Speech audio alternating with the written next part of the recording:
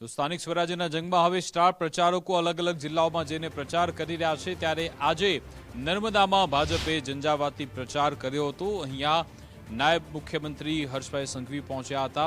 ડેડિયાપાડામાં આમ આદમી પાર્ટી અને કોંગ્રેસ પર પ્રહાર કર્યા। તેમણે કહ્યું કે ઝાડુવાળા દિલ્હીથી 20 કરોડ લાવ્યા છે, એક મતના 100 રૂપિયા આપવાના છે, કૌભાંડના પૈસાથી અશાંતિ ફેલાવવાનું ષડયંત્ર છે। નર્મદામાં કરોડો રૂપિયા આપવાળા લાવ્યા, આપ્યા પાપ્યા કોંગ્રેસને ગામમાં ઘૂસવા ન દેતા આપમાંથી રાજીનામું આપનાર આગેવાનો ભાજપમાં જોડાઈ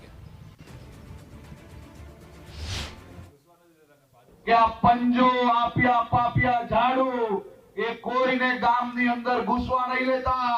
આ તમારા વિકાસને રોકવા માટે ષડયંત્ર રૂપી અનેક પ્રયાસો કરશે અને એ પ્રયાસમાં આવતા નહીં।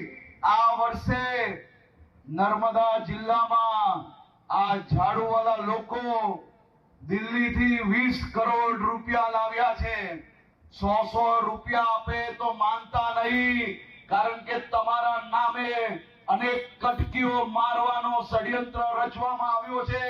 કાલે સુરતથી જે ષડયંત્ર પકડાયું, એ પકડાયા ષડયંત્રમાં તપાસ કરવામાં આવી તો માહિતી મળી કે આ કરોડો રૂપિયા એ ગુજરાતના અલગ અલગ સમાજને ક્યાંક ને ક્યાંક અંદર લડાવવા માટે અને રાજ્યની અંદર અશાંતિ ફેલાય તે માટે યુટ્યુબ ચેનલોના માધ્યમથી લોકો સુધી ખોટી વાતો પહોંચે તે માટે આવા કરોડો રૂપિયાના હવાલા પાડવામાં આવ્યા હતા।